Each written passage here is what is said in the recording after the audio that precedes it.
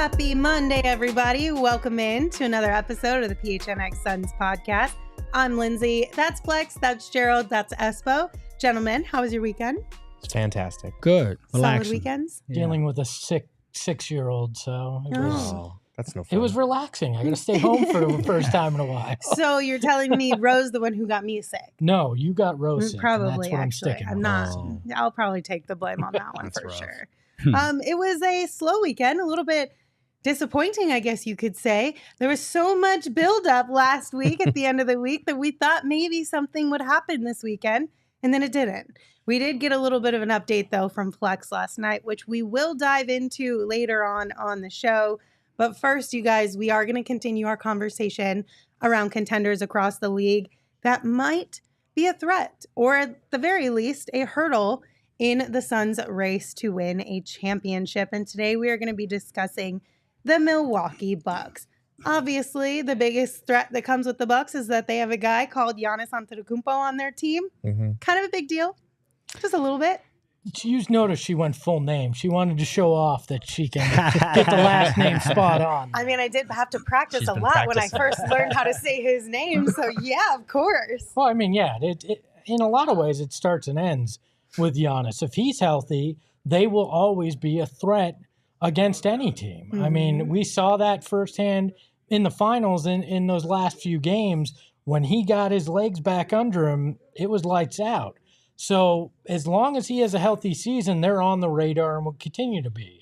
That's my stance. And they're an interesting team because they're coming off a very embarrassing playoff outing, being sent home in the first round. Obviously, injuries played a factor in that, but it prompted them to change head coaches, and people are curious because heading into the playoffs, they had the best record in the league. They were one of the favorites to win it all, and then we see this first round collapse, and that's prompted a lot of discussion about Giannis's future and all these different things, but it could just be as simple as running it back with their core, trying to stay healthier, and a head coaching change that could get them back over the top again. So they're very much still one of the top teams in the East, still one of the top contenders in the league. And they're kind of just hoping if we tweak things a little bit, we can get back to where we were 2 years ago. Yeah, I think the Bucks are, for my money, still the best team in the East. I think if I had to bet right now who's coming out the East, I'm still leaning Milwaukee. I love the continuity. I think it's about health. Adrian Griffin's a great coach. He's got a lot of experience. He's a defensive-minded coach, and I think that's kind of where they started to slack off a little bit in the recent years, but I think injuries had a part to do with that. With Adrian Griffin and his defensive system, I think he was had the Raptors in the top 10 every year he was an assistant in Toronto. So he's going to bring that defensive mindset back over there, and if they're healthy, they're probably still the best team in the East. I was surprised they went the assistant route, though. Because everybody here in Phoenix, when you said assistant, was like, but we've got championship aspirations, right? People kind of bristled at that thought. And with as many high-quality coaches who had been head coaches before, I think not just me, but I think a lot of people were surprised that they went with an assistant with Giannis making it very clear that he wants to win and win now. Yeah. But we also, throughout the whole conversation around who the next Suns head coach would be, we all talked ourselves into other not already. Kevin Young? People who didn't have head coaching experience. Yeah. Because you could see the side where there is a lot of upside with bringing in somebody who has new and maybe fresh ideas. Yeah. I think especially in the head coaching circles, a lot more people are getting resistant to the idea of a retread, like bringing in someone who is a well-known coach, who's been around, like Doc Rivers. Every team fan base that heard Doc Rivers mentioned in conjunction with their head coaching search was like, we're okay. No, thank you. Yeah. And Doc Rivers is one of the best coaches in NBA history. So it's one of those things where a lot of teams, you can talk yourself into an assistant, I think, because you look at guys like Nick Nurse or other assistants around the league who took a head coaching job and found success very quickly. I think Kevin Young, I think Adrian Griffin both fit that category as far as this guy's got next and now it's their chance to see what they can do. And sometimes that goes really well, like with a Nick Nurse, and sometimes it doesn't. But it'll be interesting to see what they do because they have championship players with championship experience already on the roster. Right. They obviously have superstar talent. They've got a deep roster as well. Now it's just a matter of kind of putting it all together. And a lot of people thought, like Mike Budenholzer, he coached a good series against the Suns for sure. But a lot of people thought he had held them back in a couple of playoff series where they fell short. Well, and when you look at coaches too, like seasoned vet type of coaches, they all come with quote unquote baggage in the sense of people already have this preconceived idea of who they are, how they are with players, how they interact with media. So it's really easy to look at a guy and be like, oh, well, he loses locker rooms, or he's only good at working with young players and building or changing out the culture or whatever it may be. When you have a new, younger coach who doesn't have that with them, it's an open, like clean slate for everyone involved. I couldn't agree Which could very more. well be a good thing. Yeah, couldn't agree more. And Adrian's got, like I said, 15 years of sitting on the bench. So it's not like a young assistant who is just getting into it. This guy's got some pedigree. Well, he's also a guy that played in the league, which yes, a player and too. won a title as a coach and won a title as a player. Granted, it wasn't the NBA, but he won in the CBA and won Finals MVP in the CBA. So it's a guy that knows how to win. I go to the obviously Giannis had to sign off on this if they made that move. But this team, I don't know if it's PTSD from the 2021 Finals. I don't know, but this team is a team that I look at it, and it concerns me in a matchup like this if Khris Middleton is Khris Middleton. You know? That's the big question, though. Do you think he can be? I mean, can he be? Yes. Will he be? I don't know. You have to see it with these guys, because it's great to say, yeah, they can. But, I mean, there's question marks by people about Kevin Durant. Can he be that guy anymore because of his injury? And if you can ask that about Kevin Durant, you sure as hell got to ask that about Khris Middleton. Yes and no.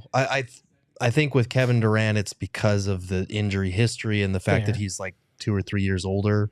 But Middleton should be, I mean, he is their chief concern this year. I think he's their biggest X factor. He only played 33 games last year, and 14 of them were coming off the bench.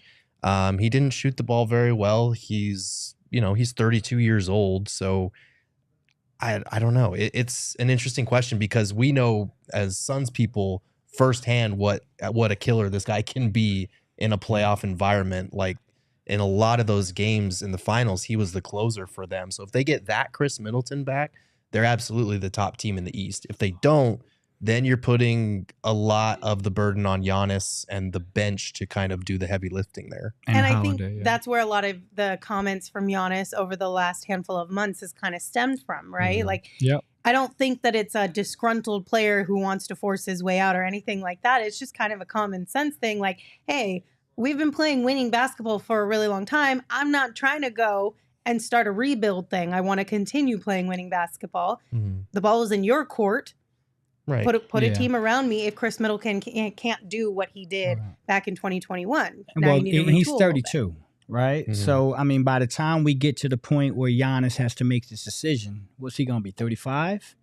Well, I mean, 35? if Giannis waits till free agency, we've seen. Well, Giannis is still 28, but Middleton's 32. Drew Holiday is like 30 something, early 30s. So yeah, if Giannis gets to that point where he waits till free agency, these guys are not going to do it. Yeah, these guys are not going to do it. So I mean, I think that's Giannis's biggest problem. I think this year is going to be the key for this team.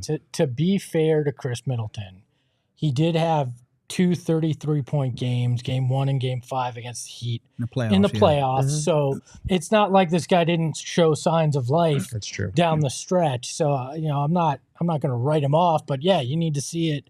And a wrist injury, that you have surgery on can obviously impact your play, your handle, all sorts of things. Yeah. And they miss time with the knee soreness too. But he showed it in the playoffs, so I'm not gonna write his obituary from a team perspective. Yeah. Before we bring in our guests, let's real quickly look at some of the key additions and subtractions for the Bucks this offseason. On the addition side of things, they've got Andre Jackson Jr., Malik Beasley, and Robin Lopez. On the subtraction side of things, Javon Carter, Wesley Matthews, and Joe Ingles.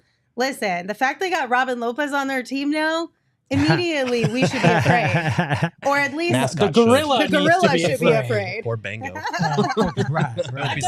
Does he fight his own though? I thought he only fought opposing mascots, not. I mean, I'm no, I sure, feel like but- it's open. Oh, the door geez. is open. The floodgates have just become. Oh, dear. Whoever wants to mess with Robin Lopez, if he takes the bait, it's on.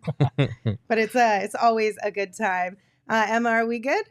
All right, let's welcome in our guest to talk about the Milwaukee Bucks. Joining us is Lisa Byington, broadcaster for the Bucks. Lisa, thank you so much for joining us. How are you today? I'm doing great. How are you guys? You guys look nice and comfy, cozy on those chairs. Huh? You got a little setup there. They're pretty Thank nice. you. They're a little Thank you. deceiving. They're not as comfortable as they look sometimes. So. Only when you have to sit on them for a super long amount Yeah, of time. that's true. But we're very excited for the season to be just around the corner and tip off, as I'm sure you are. It feels like it's been a really long off season, and especially after the way that the Bucks unfortunately ended last season, I'm sure you've been anxiously anticipating new basketball to start. But what exactly are your expectations for the Bucks this upcoming season?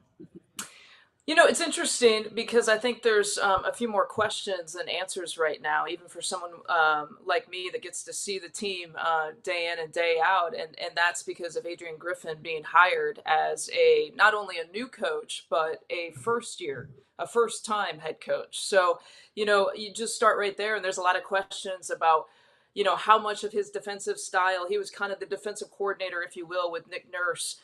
With Toronto. So how much of that are we going to see in Milwaukee? And then it's, you know, how much of this offense are we going to see? Mike Budenholzer had his own sort of what he liked to call a sort of random way of generating offense, more like a 5-out and let Giannis go one-on-one. Is he going to use Giannis as more of like a point center? Is he going to use him as a center?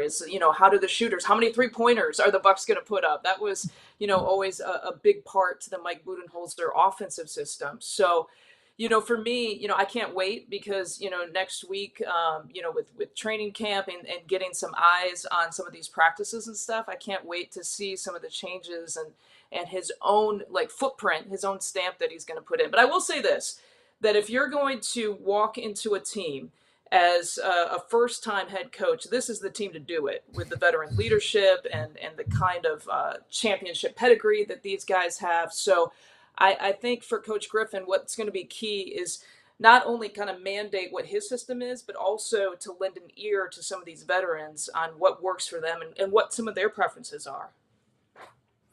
Hi, Lisa. I have a question. So, I mean, I'm a big believer in the Bucks. I love this basketball team. I think when they're healthy and whole, they're probably still the best team, in my opinion, in the Eastern Conference. But I guess the big question is the belief that Khris Middleton is back to where he was before the injury going into this season? How do you feel about Khris Middleton right now? First of all, I love your Prime. Are those Prime sunglasses, Coach Yeah. Prime? You got it, Lisa. You're becoming one of my best friends already. Here we go. Prime time. I love it. I just had to start there. It was kind of right? You know, I'm glad you brought up Khris because I think a lot of people forget Khris. And, you know, obviously Giannis is a lot of the topic of conversation. The last time, quite frankly, that we saw Khris Middleton really truly healthy was the 2021 season, and we saw what he was able to do in the postseason. Really, when Giannis went out and Giannis got hurt in the postseason, Khris was, in my opinion, the MVP, you know, for the Bucks during that stretch, and put up some unbelievable numbers in the Brooklyn series, the Phoenix series you guys saw. So I'm glad you brought that up because people forget, you know, you lose to the Celtics in the postseason 2 years ago, but you didn't have Khris Middleton. And he really was not healthy all of last season. So there's so much focus about Giannis getting hurt in the Miami series, but people forget that Khris Middleton wasn't 100% as well. So as much as you need a healthy Giannis, but you need a healthy Khris Middleton as well. And when he's 100%, he's 2021 postseason Khris Middleton, in my opinion. Wow. Okay. Lisa, obviously one of the bigger topics of conversation this summer was Giannis and the comments he made about his future. Is this an area for concern, or is this just a star saying kind of the obvious, like, I need to keep winning if I'm going to stay where I'm going to stay? Frankly, guys, I'm surprised that this was question number 3. We were trying to be a little bit nice, play nice in the sandbox. I knew it was coming, but I didn't know it was going to be question number 3. I think the NBA fan base is obsessed with the superstar getting out of the quote unquote smaller market. And I think a lot of the discussion, like I've read all the articles. In fact, I was reading some articles this morning and just kind of laughing because I think the controversy comes with the talk shows talking about it. The controversy comes with the wording of the headlines. And like there was a headline that I read this morning and it said, Giannis gives the Milwaukee Bucks a warning. And I was like, did he really say like, here's my warning to the Milwaukee Bucks? No, I mean, to your point, he is saying what I believe every championship caliber type NBA player is going to demand from their franchise. And that is to feel like they're making steps and progression to winning a championship. And that's all he was saying. He wasn't saying, he never said I'm unhappy at all. He never said that. I'm unhappy with the moves that the Bucks are making. I'm unhappy with the roster that I'm surrounded with. Never said that. So, and let's remember when he signed his Supermax contract in 2020, there was a lot of chatter like, and that was before I was a part of the organization. And I'm sitting watching as an outsider and thinking, oh my gosh, Giannis is going to leave Milwaukee. Like, just because that was like the headline everywhere I watched, from talk shows to online. And so I think it's kind of the spin cycle of the media right now and trying to make something that's not there. So from my opinion, Giannis is happy. He likes his team. He likes the chances of winning a championship. And the people of Milwaukee think they put together a roster that's good enough to do that. So, Lisa, we should change the headline of this video from Giannis definitely leaving Milwaukee. Is Phoenix a possibility? Is that what it says? Is that no. So but for real, though, we do understand your frustration a little bit with it. Some guys in the chat were mentioning we were dealing with that with Devin Booker when the Suns were atrocious. It was, when is Devin going to ask out of Phoenix? When is he going to force his way out? So we totally understand the frustration with that one. We've talked about. It's never fun to talk about someone being happy, right? Like, how dare we? Contentment is no fun to talk about. Look, we've talked about Giannis. We've talked about Khris Middleton, but how important to the Bucks' success is Jrue Holiday? I mean, to many, I think outside of Giannis, that's the guy that's the linchpin here. He is and I'm not just saying this because I'm wearing this on my shirt, but he is one of the most underrated, in my opinion, players in the league because he's one of the best two-way players in the league. And it was fascinating to me, and maybe it's because Khris was hurt a lot last year, that opposing coaches in the pregame, they're available to the media. So many opposing coaches got asked the question about Jrue Holiday, what's his impact, and they even said that he is one of the most underrated, underappreciated players in the league. And much like, Mike Budenholzer isn't there anymore, but I equated a lot of what he had put together because Jrue Holiday was brought to Milwaukee when Bud was there.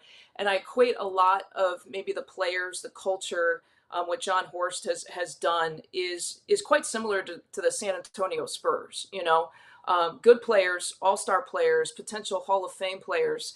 And we talk about headlines, but Jrue Holiday is not going to give you that spicy headline, right? Mm-hmm. So he's just going to go about and do his job day in and day out. Well, that's not exciting. So it's not, nothing about him is super, super flashy.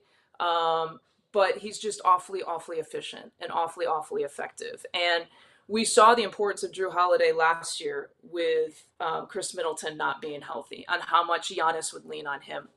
Even more so, the Bucks, you could argue, don't have that true backup point guard as well.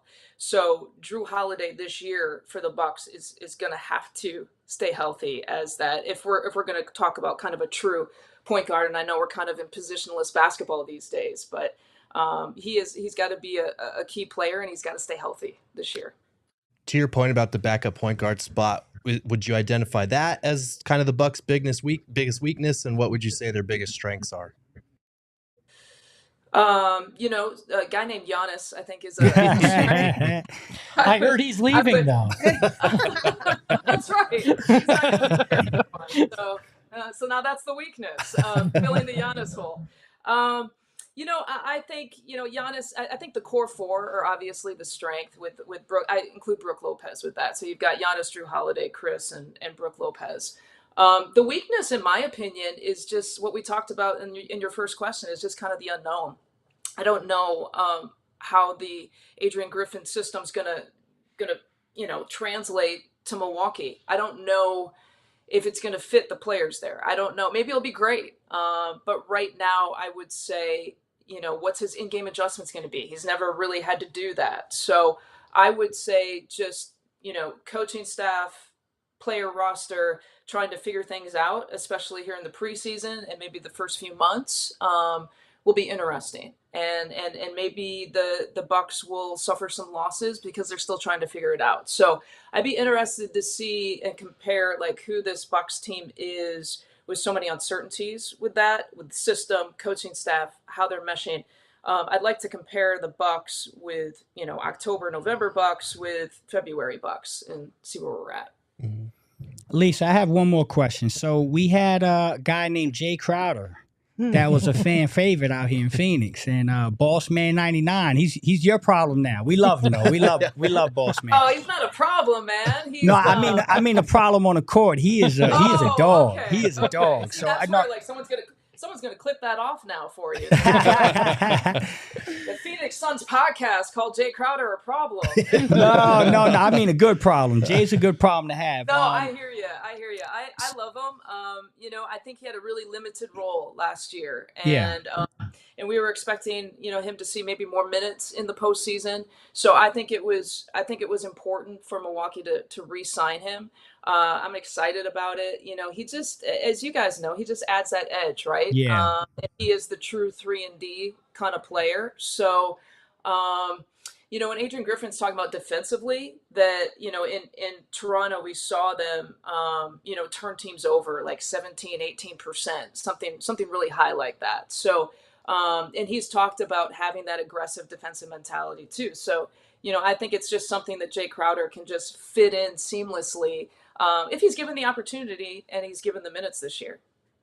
Gotcha. All right, Lisa. It's not like it's been that long since we've seen these two teams meet in an NBA Finals. I'm not going to ask you if they did meet this upcoming season, how that would play out, because we don't want any PTSD over here for Suns fans. But if they did meet again in the Finals, what do you think that series would deliver us as basketball fans?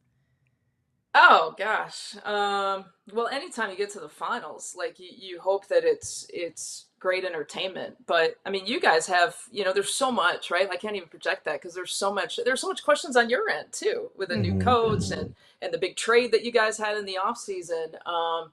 So it's hard. I look forward. Obviously, the East Coast teams, West Coast teams only play each other twice in the regular season. I do look forward to those matchups because of the recent history in 2021, but it is hard to project because that our 2023 team looks a lot more like the 2021 Bucks team that took on you guys than your 2020 Suns team looking like the 2021 team. So I think that's a little hard to project, but it'd be exciting for both of us to get there, wouldn't it? Yeah, absolutely. I mean, we would definitely have you back on the show if that happens. Thank you so much for joining us. This has been a fantastic conversation. We really appreciate your time today. If you have me back on the show, I'll bring my shades. How's that? Let's go, Lisa. Let's go. I'm going to hold you to that. Deal. Thanks for having me on, guys. You got it. We'll see you next time.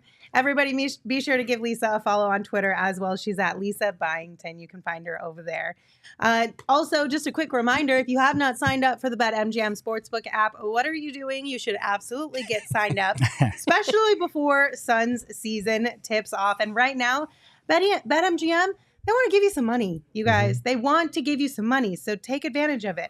All you have to do is sign up for BetMGM using the bonus code PHNX. You'll place your first BetMGM Sportsbook wager through the BetMGM Sportsbook app of at least $10, and you will receive $200 instantly in additional winnings, regardless of your wager's outcome. They literally want to give you money, so take advantage of it. Again, that bonus code is PHNX. You can check out the show notes for full details. And now you can listen to Shane talk about the disclaimer. Gambling problem? Call 1-800-GAMBLER. Colorado, D.C., Illinois, Indiana, Kansas, Louisiana, Maryland, Mississippi, New Jersey, Nevada, Ohio, Pennsylvania, Tennessee, Virginia, West Virginia, Wyoming. Call 877-8-HOPENY or text HOPENY 467-369 New York. Call 1-800-327-5050 Massachusetts. 21 plus to wager. Please gamble responsibly. Call 1-800-NEXT-STEP Arizona. 1-800-BETS-OFF Iowa. 1-800-270-7117 for confidential help Michigan. 1-800-981-0023 Puerto Rico in partnership with Kansas Crossing Casino and Hotel. Visit BetMGM.com for terms and conditions. U.S. promotional offers not available in D.C., New York, or Ontario. Also, be sure to check out our friends over at OG's Brands. They make the best scratch-made THC gummies you can find on the market. And if you are stuck on what kind of gummies to get, OG's took the guesswork out of it. Not only do they have different types of products like the Sunny Sativa and the Mellow Indica blend, but you can also get different flavors. They've got a creams package and they've got a fruit package. So if you're looking at the fruits, we're talking about red apple, watermelon, peach. If you're looking at the creams, we're talking about blackberries and cream, orange creamsicle, and peaches and cream, which I feel like the peaches and creams have always been a big hit. Everybody seems to really love those ones, but also peach too on the fruit side of things. I think the go-to is just peach, right? Exactly. Be sure to check out our friends over at OG's Brands for yourself and try one or a few of their different delicious flavors. You can find them across all social media at OG's Brands or online at ogsbrands.com to find them at a local dispensary near you. You do have to be 21 or older to enjoy, and we ask that you enjoy responsibly. All right, guys, to round out our conversation about the Bucks, let's take a look at our Fear Factor meter. Where are you on the scale of not worried to most worried, beer, cheese, 2021 finals, or the coin toss curse? Where do the Bucks land for you guys? They land in cheese for me if you're lactose intolerant. Oh, Enough of a concern that it makes me uncomfortable, but not one that that scares me too much. Because there's also a pill that you could take that'll help you avoid some symptoms. It lasts for a very short time, and then I'm on to the next thing, right? Oh, no. 2021 lasted for a short time for you, huh? Hey, I'm talking cheese. Not the 2021 finals, not the 21 finals, but cheese. I'm just saying. I think we got the meter wrong, to be honest with you, man. I feel like put the that coin back toss and the swap, final should be swapped. That's Without what I the coin thought. toss, you don't have 2021. You're so superstitious. This team is not cursed if the coin toss didn't happen in 1969. Just to be clear, if you guys were like, why is that coin toss the worst one? Espo has PTSD from that more than he does from the 2021 final. So that's why. Yeah, the Suns would have been champions if they had gotten Lou Alcindor. There's no curse at that point. Yeah. You all can have yours. I don't know how many Suns fans today would. They all can be wrong. I think they would take fine. the 20. I think you are entitled to your own opinion, but it's wrong. I think Suns fans would take the 2021 championship over drafting Lou Alcindor. Maybe. I'm just going to throw that out there. But anyway, my meter all the way to the right, whichever one you have all the way at the end. They're a legit threat. They could very well win a title. They should have been in that conversation last year, and I think the Mike Budenholzer thing and injuries held them back. I don't see that being an issue, at least one of those things this year. So if they're healthy, they're a legitimate threat. Yeah, I'm with Gerald. All the way to the right, the coin toss.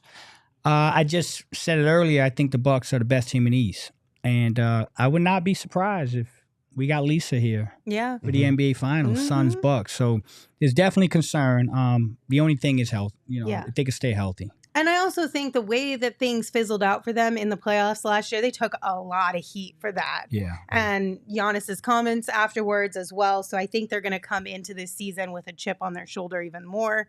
They've got a new coach at the helm. So there's a lot of things that are kind of in their favor for just a really big push straight out of the gate. So I'm going to go with you guys. I will say if we do get that rematch of the finals, I'm already preemptively annoyed about how it's going to be framed, because it's going to be framed as small market team in Milwaukee keeps everybody together and does, doesn't skip steps. And here's the super team Suns. Or the new LA. And somehow. then we're going to crush them like everybody you expect. Jay, to answer your question, he asked, how old were you, Espo, during the coin toss? I was negative 26, but that does not matter. It does not He's like, but I still remember. I still remember. Also, Jay asked another question. He said he's lactose and it was like, what pill I don't know, I'm not There is lactose a intolerant, pill, but there is yeah. a pill. I've heard a lot of Lactate people pill. talk about It it. doesn't work, but It doesn't? it doesn't work. Oh. I'm lactose intolerant. Oh, Damn, I'm shit. Sorry, man. I almost called you Saul because I'm so used to that. That thing does not work. Really? It I've doesn't heard a work. lot of people use it and Yeah? have success with it. Oh man, not for me. Dang, Not for that's me. a I wish. bummer. Yeah, I Listen, wish. sometimes you just got to power through for the enjoyment of the deliciousness that is cheese. I want some that Captain pizza. Crunch. You just gotta deal with That's it. what I want. Some Yeah. Captain. I can't have milk. So I will say there's better alternative milks, like milk replacements, than there are cheese, but I get Yes. what you're saying. You Yeah. still, OG Still. milk and cereal is Oh, forever man. going to be the best. I one. dream of I'm Captain sorry Crunch. for this talk, everybody. I apologize. For it. We're just trying to help everybody out, Espo. Yeah, Share the yeah. wealth of information that we've, random little nuggets of things we know about. One of which is that Circle K is the place to go if you are looking for premium gas, snacks, or ice cold Polar Pops. And they have created their very own Inner Circle, which you should absolutely be a part of. It's a free membership program. You save 25 cents per gallon on your first 5 fill-ups. You get every 6th free on a selection of Circle K products like pizza, coffee, and ice cold fountain drinks. And you can join Inner Circle for free today by downloading the Circle K app. Terms and conditions do apply at participating locations. Visit CircleK.com for more details. But don't miss out. You want to be a part of Circle K's Inner Circle. They just texted me. I believe it's free coffee week if Is you're in it? the Inner Circle. Oh, nice. well, Maybe there just you for me go. because I'm extra special. It's but- because you got that VIP Inner I did. Yeah, Circle. I'm You're that on that level. VIP Inner There you Circle, go. yeah. You're on that level. Maybe one day we can all get to Aspo's level, but you know, the OG Inner Circle works really well too. Also, you guys should definitely be signing up for Fubo TV. Fubo TV is one of the most legit streaming sites out there. It's 140 plus live channels of sports, shows, movies, news, and so much more. You can stream live TV from any device. I love the mobile app because it works so easily. And then Saul's favorite function of Fubo TV is, of course, the split screen viewing, which is nice because then you can watch all the games at the same time and not miss out on anything. Or maybe you could watch a game on one side and then have a show on the other side. So if your kids aren't into it or whatever, you best of both worlds. You know what I'm saying? But watch all your favorite college football and the NFL with Fubo. Go to FuboTV.com/PHNX to sign up for 15% off your first month of Fubo Pro. All right, guys, let's get into what everyone wants to talk about, and that is updates around the Damian Lillard, Suns, Heat, Raptors shenanigans that are going on. So, Flex, last night you gave us an update on Twitter. You tweeted out, Toronto is a serious threat for Damian Lillard. And once again, the Suns are right in the middle of it all as the team that could get things over the finish line. If and when something happens, we'll be all over it here at PHNX Suns. So give us the latest. What can you share with us? All right. So Toronto is the front runner. Okay. 1,000% at this point, my last conversation, Toronto has moved into the top spot. Things are getting pretty serious. At this point, I'm comfortable saying I take the field versus the Heat in a Dame trade. Mm-hmm. I do not think Dame is going to end up in Miami. There's just a lot of traction and a lot of conversation that's gaining away from Miami. Mm-hmm. And so I do think Toronto is the leader in the pack right now. And I do think the Phoenix Suns are very much still in the conversation. There are a lot of teams that are trying to do a lot of things. And with Portland being enamored with DeAndre Ayton, it just puts the Phoenix Suns in a situation where they have to take these calls. Mm. And I want to clear up some things. Again, we talked about this, right? Mm. It's not so much the Suns calling about DeAndre Ayton or his availability. Mm-hmm. It's teams saying, hey, we value DeAndre Ayton. Would you like to listen to this proposal? Mm. And the Suns are sitting back listening, saying, yes, we'll listen. But we're going to draw the line, and there is a specific type of player that we're looking for DeAndre Ayton. And if you can't provide that, we'll move into the season with DeAndre. But as of right now, Toronto is very serious talks, and I suspect the Suns could be involved in that. So let me get this straight, though. Okay, so the Suns aren't actively making the calls, but they are, in fact, answering, listening, and considering their options when it comes to DA. It's not like, no, we're not dealing DA. It's if we get XYZ, then we're interested in moving. Yes. Which is doing your due diligence. Right. It's what you're supposed to do. There's a handful of players in the league that if you call and ask about them, that the response is to hang up. Yeah, I think and the there's rest 2 of them on this roster. Yeah, there are. And the rest is, okay, well, what can We'll you hear do you for out. me? That's just doing your due diligence. It doesn't necessarily, like Flex said, it doesn't mean that they're shopping him or anything like that, or that they'll do a deal just to do a deal. They're only going to do something if they feel that it makes them better, which, as Flex said, is why they are targeting a certain threshold as far as we want this type of player or this type of asset or whatever it is. So that's important to keep in mind when we are talking about these things. It doesn't necessarily mean a deal is going to be done, but we have both heard from multiple sources that there's some heat to some of these talks. Yes. Except for the Miami Heat. I have Right. 2 questions, and I'll do the easier one first.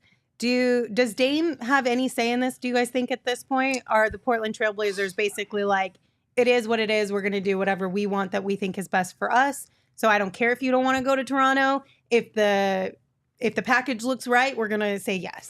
All right. So if you would have asked that question a week ago, Mm-hmm. I would have answered it differently. Okay. But as of right now, I think there's a consensus that they're saying we're going to do what's right for the organization. Mhm. And if that means sending Dame somewhere where he isn't his preferred destination, Right. that's just what they're going to do. Now, we talked about this earlier. I do want to throw this out there.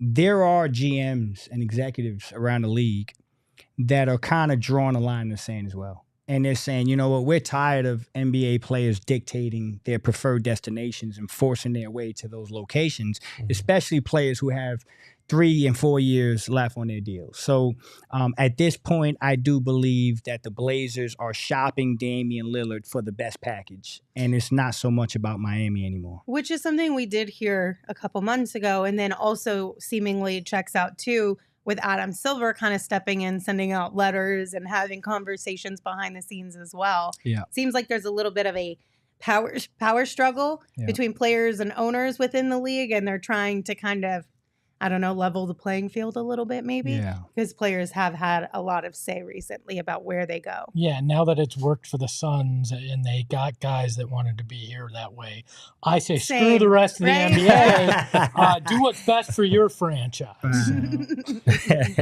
Okay, and then my second question is, we're in the middle of all of these conversations, right?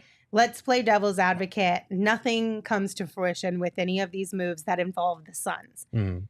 How are we feeling about DeAndre Ayton? How do we think DeAndre Ayton is feeling about his situation in Phoenix? Was this smart to continue answering calls and have your name and his name kind of thrown out there in the mix like this right before the season starts? Should they have kept this as much, way more low key? I mean, it's probably not even the Suns who are leaking it, to be honest, but either which way, DA is back in the news when it comes to trades. How do you think everyone's feeling? Look, I don't have any inside. I want to make that very clear when I'm saying this. But if I'm DeAndre Ayton and I'm a guy who obviously feels very deeply, I'll put it that way in terms of things, and yet again, my name is in trade rumors. I went through it this, multiple years. I went through it this summer. Now I'm going through it a week before training camp starts.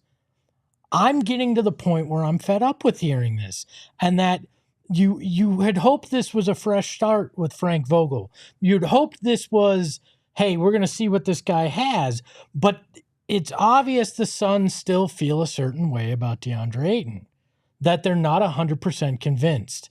And if they're not going to make a move, and I understand you draw a line in the sand, you say, this is what I want, if I'm going to get involved in this deal, but doing this again right before training camp seems like a dangerous game to play with a guy who you have questioned before. Can he handle some of the mental side of things? And that concerns me greatly, because what did we go into last media day?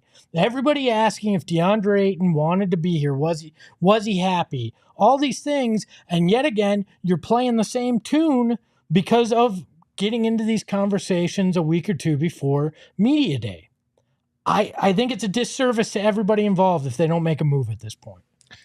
It's an interesting question, because a week ago and even a few months ago, we had kind of talked ourselves we went through the whole cycle of DA fell short of expectations in the playoffs. We a lot of us thought that he should be traded. And then they hire a new head coach. They reshape the roster. And you look at the roster and you look at this particular coach who has a history of really getting through and connecting with his big men on the defensive side of the floor. Mm-hmm. And I think a lot of people were excited about seeing that potential fresh start. Even if it's not a change of scenery, it's a fresh start of sorts for DA just from that perspective. And there were a lot of questions, like how are you going to involve that guy on offense as the fourth option? Because the offense is going to be pretty similar under Kevin Young as it was last year. But I do think a lot of people were looking forward to that. And now, like you said, just the fact that, you know, even though the Suns are just listening to calls, just the fact that this is a conversation a week before media day, it will make things uncomfortable. Like if he's still on the roster on Monday for media day, it will be uncomfortable. There will be questions asked about it, and it's not going to be fun for anybody involved. So I feel for DA from that standpoint. I do think at the same time, if they can just focus on the task at hand, they have a championship caliber roster. And like Flex and I have said, they're not going to make a move with DA unless it's to upgrade the team. Maybe that deal comes about in the next week and they pull the trigger. And if it doesn't, it's because they think that what was offered does not measure up to what they have. And what they have, if DA is locked in and focused and gets this fresh start under Vogel, is like a legitimate championship team with depth and a defensive guy who we saw in 2021 can make a huge difference when he is focused and locked in. Wow. So I hope that that's what's able to happen. I truthfully don't know how the next week is going to unfold. But I hope for his sake that if he is still here, he's able to latch onto that and tune everything out, because he has spent all summer talking about how he's the most hated and talking about, you know, all these different things, how people have slept on him and how he's going to be out on this kind of revenge tour to prove everyone wrong. I think a lot of people were looking forward to seeing that. I'm one of those people. Yeah, I am too, but you don't want him to get revenge against those in the organization. They're like, to me, this is, well, sweetheart, you know, I wasn't flirting with him. He was flirting with me. Does that make you feel any better? Because he didn't say, hey, it makes me feel a little better. You know what? No, you know what though? Either way, it doesn't make you feel good. You know what though? No, but it does make me feel better. The call was coming from outside of the house. I was willing to listen to him and what he had to say, but I didn't make the call. Right, that's fair. But did they bring you a free drink, Espo, or not? I mean, that's the big Circle question K here. is now flirting with me. What's going on? You're in their inner circle. You know what? I think at the end of the day, DA, this is a business. Mm-hmm. This is the business of basketball. And let me ask you this, to all of you guys on the show here, are we talking about Devin Booker and Kevin Durant in trade rumors every year? No. Why? Because they're guys that have proven it that you don't want to trade. Okay. So, I mean, at some point you got to sit down and you got to say, listen, if you're in these conversations every year, look yourself in the mirror and stop talking about what you're going to do and come out and do it. And so I don't feel, I think the Suns are doing their job. And I think if DeAndre Ayton comes in with a chip, I think that's his prerogative. He can have a chip, but he has to look himself in the mirror and realize they're talking about me for a reason. And so if he comes in and says, you know what, I'm going to tune it out. I'm going to be the best center in basketball, you know, before the deadline. And I'm going to make it so that you really can't make this type of deal because I'm just going to prove everybody wrong. Right. Good for DeAndre. But so I think we should go on the media day. I think he should go on the media day saying, I'm a big boy. I signed a big boy contract. I'm going to do my job. I'm going to lock in with this new coaching staff and the team if I'm here. And I'm going to play. I'm going to play top-notch basketball so they can stop talking about me. That's what I hope he would do. I agree that he should do that, but that's counter to what we've seen for the first 5 years from DeAndre. Which is why we're talking about him. So why, like, I don't expect it. And at some point, if you're James Jones and you're not bought in, you don't believe in this guy, find the deal that you feel good about and just move on. Like, accept that that's where you're at, because at some point you're just hurting his value by continuing to have him in trade talks too. I do think if he doesn't do what Flex is saying as far as having that chip on his shoulder and channeling it into the team and proving people wrong, if he takes it personally and we have another situation where we're questioning if he's happy here in Phoenix. I do think there's kind of a ticking time clock on how much longer he will be with the Suns, whether it's in the next week or in December 15th when more guys become trade eligible, or January 15th when a few more, or right at the deadline. I do think and that's kind of how we were coming into the season anyway, was thinking DeAndre Ayton's the big question mark. If he proves himself in the first few months, they will keep him and they'll stand pat and maybe tweak on the edges.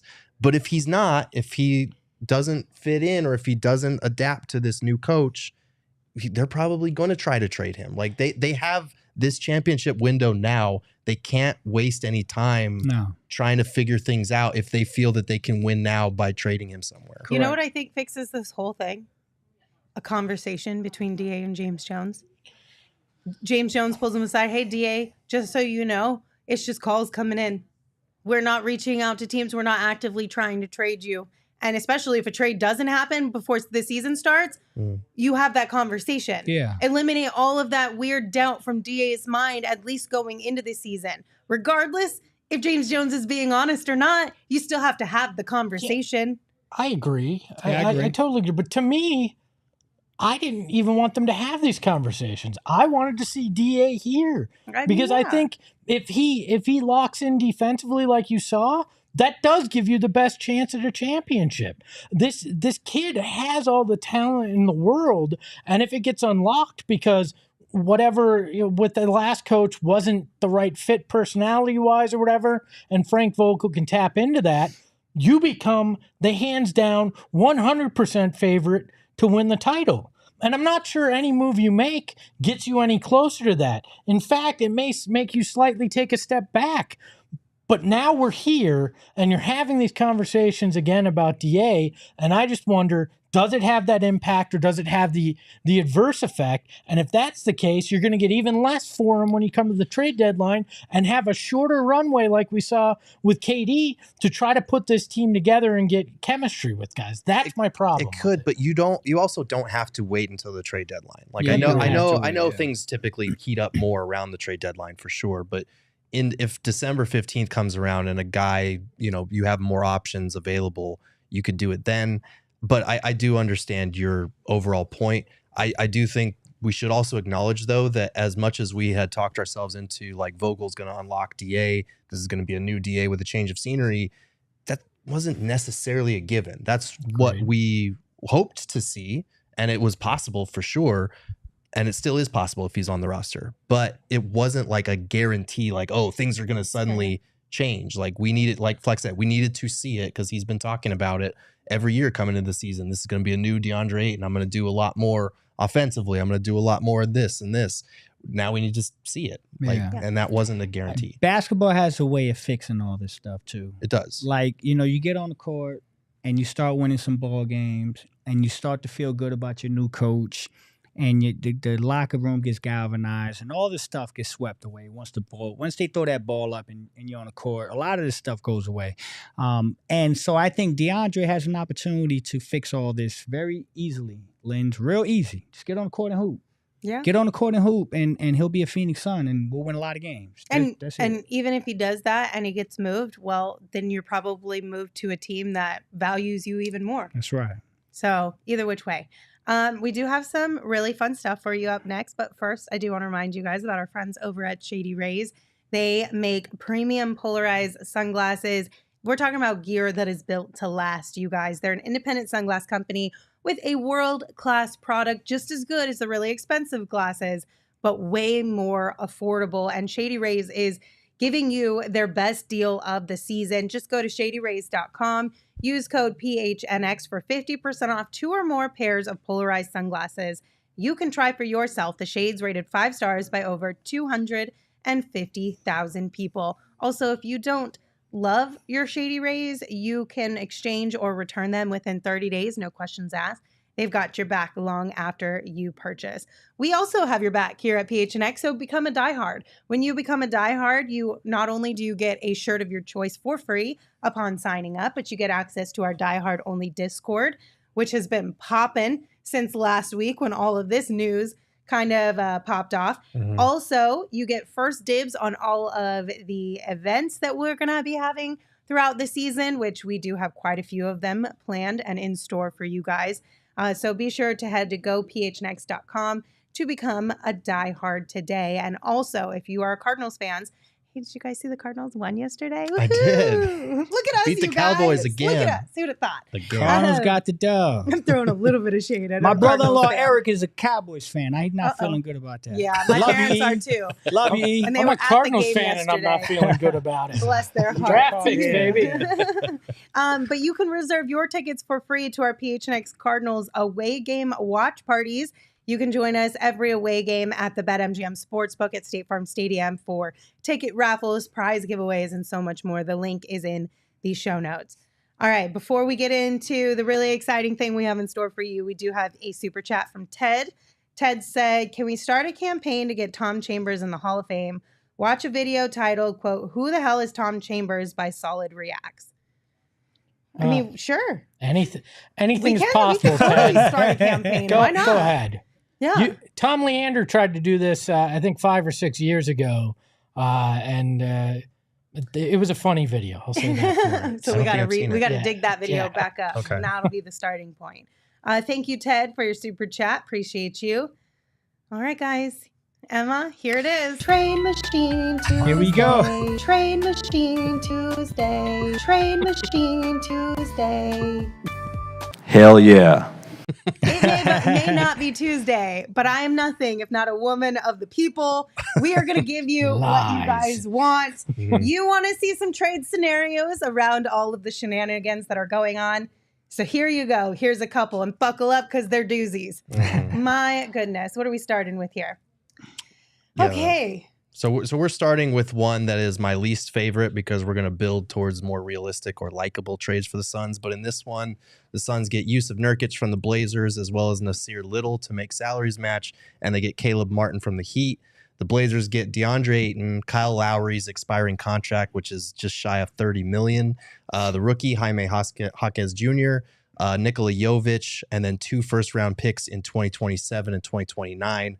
And then the Heat get Damian Lillard. Now, like I said, this is my least favorite. This is an older one because, as we've been talking about, the Raptors appear to have moved ahead of the Heat in terms of the Damian Lillard sweepstakes. For me, this trade doesn't feel like enough if you're the Suns to get involved. I feel like I like Caleb Martin a lot, and I think Yusuf Nurkic is a decent starting center in this league. But the Nasir Little thing doesn't move the needle for me very much. I don't think he's ready. And honestly, if you look at the Suns roster, I feel like he would be a guy that you would kind of cut in that trade just because you're bringing in 3 bodies and you're only sending out 1 guy. Caleb Martin is extremely intriguing to me. Mhm. Not just because of what he did in the playoffs. Obviously, that adds to it because you see what he could be. But defensively, we've talked about who could be a 5th starter, right? And I think Caleb Martin would slot in there pretty well at a 113.3 defensive rating. He's very good at that. Was a 35.6% three-point shooter last year, 36 for his career. So he's the kind of guy that you go, all right, doesn't have to be a focal point in any way. Could be an anchor defensively and could hit those threes. Now, do I blow everything up for Caleb Martin? No, and I think you're right. That third part isn't enough to make this kind of deal because Little does absolutely nothing or little for you in that deal. Yeah, no, I'm with that. Nurk and Caleb is intriguing.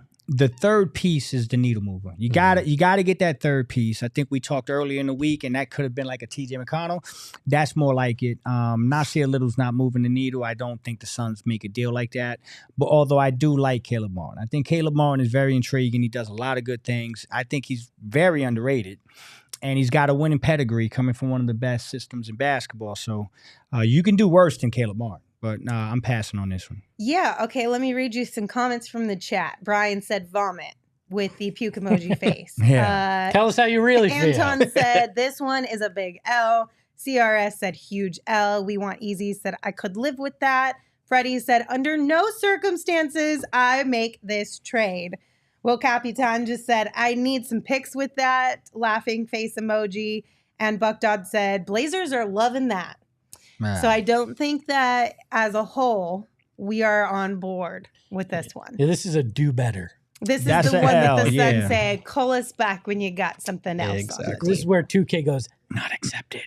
But this is something that could very well have been offered as a part of these preliminary conversations and could be a reason why the Suns are the team that's maybe holding this up or, being the one who's talked about as the one who could get a deal to the finish line because they don't like what's being offered in maybe a situation like this. They don't think it's enough for what they're giving up. But Gerald, you got more.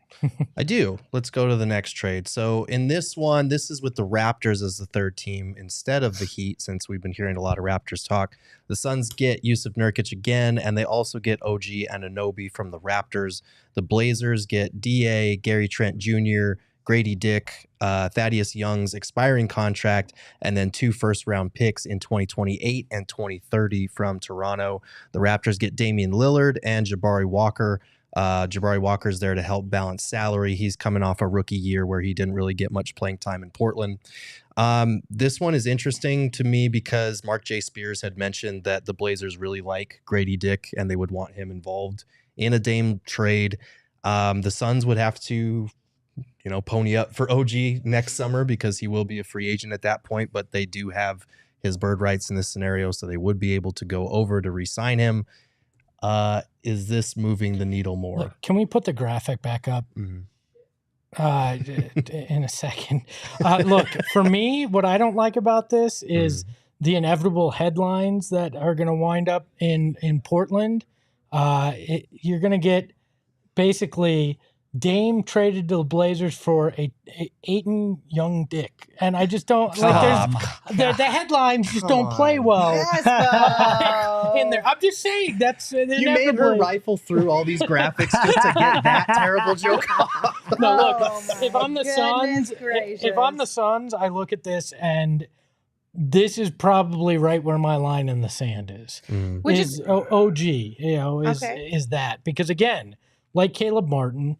He is a guy that is great defensively, a better three-point shooter than Caleb Martin last year, and a guy that has proven that he can be more of an offensive option. So here, I think, and we talked about this a little bit before, Flex, this is kind of McHale-like, here. And that intrigues me because everybody's like, I wish you didn't give up McHale. Well, if you can get a guy in here that can do a lot of that and you have a guy that's passable enough at center and Jusuf Nurkic, it's intriguing. But I still think if DeAndre Ayton hits his potential, a huge if, you still lose this deal.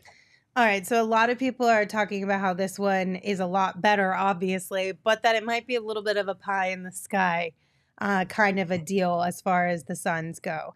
But if something like this were to happen, how confident are you in the fact that, one, OG would want to stay here? Because weren't some of the talks with the Raptors people, basically OG's people are telling him he doesn't want to be the third or fourth option. He would probably still have to be that with the Suns. And then two, from the money side of things, do we think the Suns are willing to be big spenders in that way? Yeah. I think that OG fits the player the Suns are looking for. Okay, they definitely like OG Anunoby. Now, does this get done? We don't know. There's a lot of people and a lot of things that have to fall into place.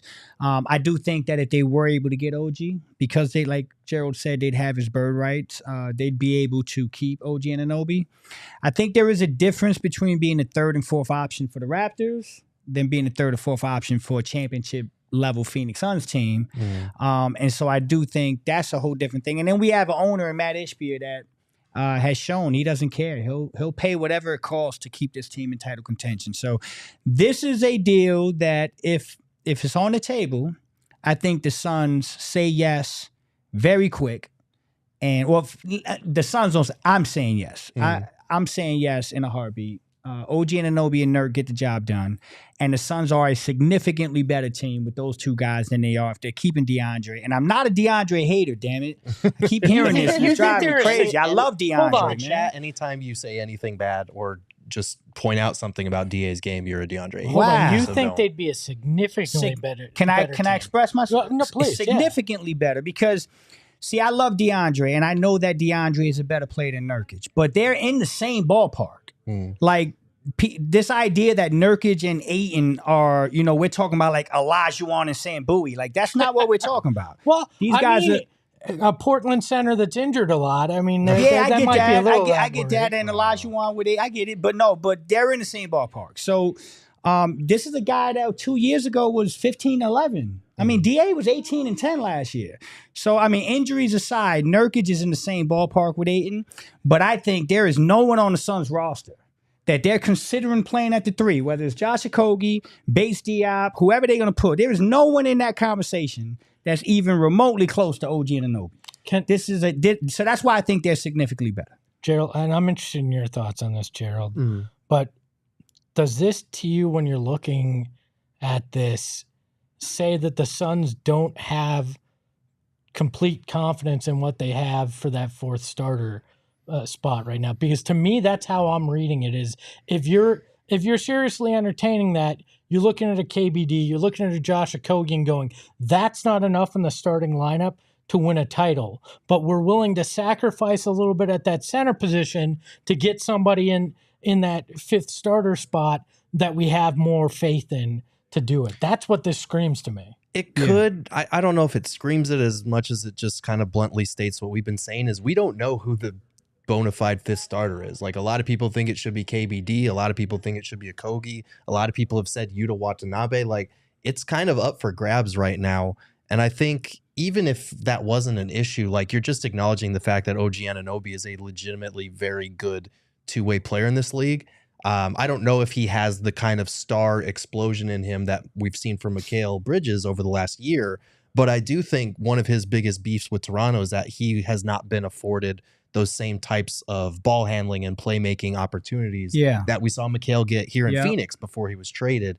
So I don't think that him coming to Phoenix solves that issue. But like Flex said, if you're playing on a title contender with Devin Booker, Kevin Durant, and Bradley Beal, I have a hard time seeing him being here for a year, them competing at a high level, and then be like, well, I'm going to go somewhere else. All right, I'm going to head out. Yeah, like I just don't see it. And I think, like, for all the concerns about, going from DA to Nurkic and that kind of downgrade at the center spot, like, OG is a guy that if you put him on the court, you can get by in stretches with him or KD playing a small ball 5 thing. You can close games like that in the playoffs. So even if Nurkic isn't healthy or if he's being targeted on defense, I do think an addition like OG as coming part of that package helps kind of mitigate that risk a little bit. Look, you add a little sweetener that Drake moves here 6 months out of the year, I'll do it. He might, man. He loves Phoenix, boy. Drake might be going between Toronto and Phoenix. You know what? Is that really a sweetener? No. You know what? When you give me that look from across the aisle. I'm just like, is that really what moves the needle? I'm going to tell you what. Is that what gets this deal done? I'm going to tell you what. I think Drake is probably sitting home saying, can we get this deal done? Because this is what Drake is like, yo, I'm a Raptor. I get Dame over here in Toronto with me. We go make an album or something. Right? and then when I'm chilling with the homies booking KD in Phoenix, I got this is a win for Drake, man. Drake got to get this done. Drake, get this done, bro. And for Dame Dollars music. Come on, man. Forget the album. Get this done. Does Dame actually want to make a song with Drake? I think Dame so, Dollar man. want to make a song with Drake? Come on, nobody. He should. Everybody wants a song with I might Drake. not want to, because then I feel like everyone's going to be like, oh, you only popped up because you collabed with Drake. But then people will actually listen to Dame Doll's album, so this is a win. I don't know. If Drake and if Dame and Drake dropped the album, it'd be the best album. It'd be the number one seller. People wouldn't even care. I'm telling you. I feel like I could see that. I'll make this on my own, like I tried to do in Portland for 12 years, and it didn't. That'd be Look, crazy. I still, back to this trade though, the more I sit here, I still don't do this. No? Okay. For OG? You wouldn't do this for OG? No. Man. Come on, Espo, I man. can't get past the. Look, if Ayton can move past the fact that he was in trade talks and his head's right and he could come in here. That's a lot of ifs, man. If That's ifs a was lot. fifths, we all be drunk. Yeah. Well, I get that. But there's also a lot of ifs when it comes to making the deal, too. Yeah. So, like, I mean, that one's the closest. I'm 50-50 probably on that one. It's year 6, man. Like, yeah, that's what I'm saying. But that's what I'm saying. it's a new coach. A new system, a new vibes, somebody who doesn't. That's true. Who he can get along with, who he can relate to, who could maybe reach into his mind in ways that Monty was not able to do. Less toxic, whatever you want to say. Like it's a brand new slate. Yeah. You can't.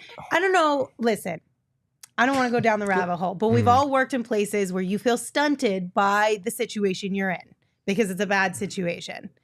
Could be the same thing in basketball. But the basketball side of it's not going to change. Like they're not going to run ISOs for him. The best way to keep him involved was run a lot of pick and rolls, which they did more of last year. Yeah. I don't know. Which one moves you closer to a title? All that matters is you wind up with Larry in June, right? I don't care if you trade my mother.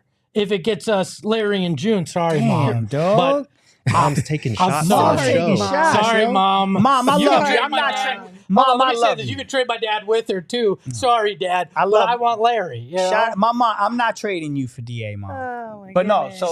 But my thing is, does OG and Nurk, if you assume Nurk injuries will happen, does that get you closer to the title? Why? Yes or no? But that's not fair to say we assume Nurk injuries are going to happen. Because that's like if I assume DeAndre Ayton issues are going to happen. Assume both. All right, so assuming both, I'm going with Nurk and OG. I think they can bring me closer to a title. I think Nurk and the committee can give me what DA is already giving me as a fourth option. And I think OG Anunoby puts us in a position where he's a defensive player of the year candidate. And with Frank Vogel in his defense, this guy can guard anybody. I mean, he can literally be a Swiss Army knife. And I think he's got untapped potential offensively that people don't understand he has, similar to Mikal when he went to Brooklyn. So. All right, two things from the chat, and then we'll do the next trade that we have. One, Larry said, are there reports Ayton's feeling some kind of way? As far as I know, no. This is all just us kind of speculating based on past situations that have kind of come up and what we know about DA. And then number two, Triple B said, I think it was Triple B, now I can't find it. Yes, if it doesn't work out, we blame Isaiah Thomas. So we already have our scapegoat. Both of them. We already have our scapegoat, guys. We already know if it doesn't work out one way or the other, we're set. Tracy, your parents ain't going anywhere. I need them both. Espo, stop trying to trade your soul or your mother. I think my wife just traded me and kept my name. Your wife did trade you. I just got the tweet. Breaking news. Espo, hold on, I just got it. Espo, you've been shit, brother. I've been traded to the couch. All right. Yeah. He didn't trade her. He was just listening to offers. Doesn't that make you feel better? They called and said, hey, we'll take your mom and your dad. I said, I got to listen. No. I lied. One more thing from the chat. We do have a super chat from Psycho Blue. Thank you so much. Psycho Blue said, Basketball Cthulhu says, quote, ask not what could happen. Instead, decide once it does. Basketball Cthulhu with all the knowledge. I mean, that's very wise. It doesn't help us with trade talks. It doesn't make a lot of sense. It is a very wise saying.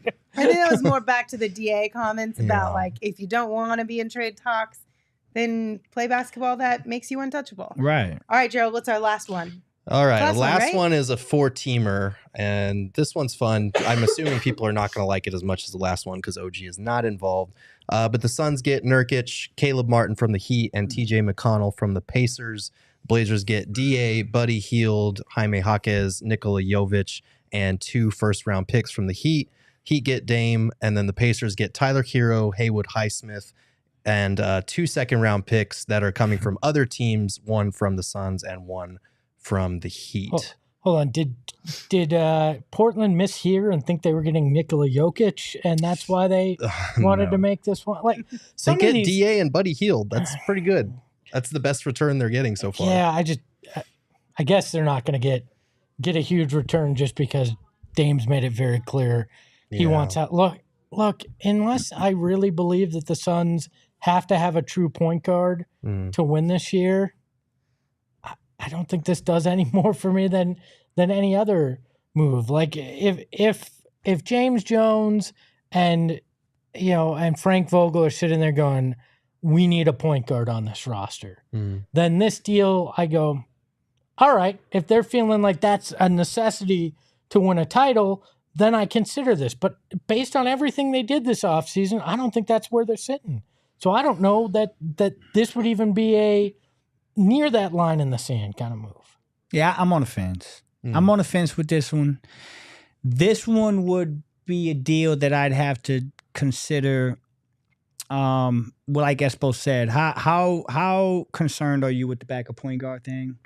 How concerned are you with DeAndre and Psyche? These are all things behind the scenes that they'd have the answers to. And if they feel like DeAndre can block this out and come back and play ball, then I probably stick with DA and don't do this deal. But if they do feel like it's just going to be an ongoing saga with him, then I'd be okay with this deal because I like Caleb. I think Nurk is going to be just fine. And TJ McConnell moves the needle as a backup point guard. These are three guys that would be in the top 8 rotations. Day one, you think? You think so? So then if these three are going to be in the top 8, who's heading out the door? So because they would be getting 3 players and only sending out 1. So they would have to cut 2 guys. I would assume Ish Wainwright's probably one of them. Saban doesn't qualify because he's a two-way contract, so that doesn't work. Right? I would assume it would be Chimezie Metu. Or if they don't believe in what they've seen in Bull, that would be the other option. Yeah. But I would do Metu. That's what I would do as well. But again, these are all just theories. This one is interesting because it barely just squeezes in financially by like $84,000 as far as the math working. Dang, that's pretty legit. So it's very tight in terms of actually one executive fitting. over at the Suns it snuck in by. All right. Yeah. And there's also questions about it too, aside from the Suns. Like, do the Pacers want Tyler Hero on that contract? I threw in Highsmith and a couple of second rounders to try and make it better for them. But and do the Blazers even want Buddy Hield? Because he's going to be a free agent after this season. Maybe they don't want, they have already got a good amount of guards. So there's a lot of questions on all of these trades, honestly. It's uncomfortable territory for sure. I understand why there are people in the chat that just hate the idea of these trades in general. But these are more so a thought exercise to look like, how does the money match up? What could be dealt and what is closest to something that might make sense? I'd imagine these are the kind of frameworks they're having discussions on. Probably. So to look at it, and judge it is very much what these front offices are doing right now. I think you bring up, and I know we got to get out of here, but I think you bring up an interesting point though. How is DeAndre Ayton Psyche?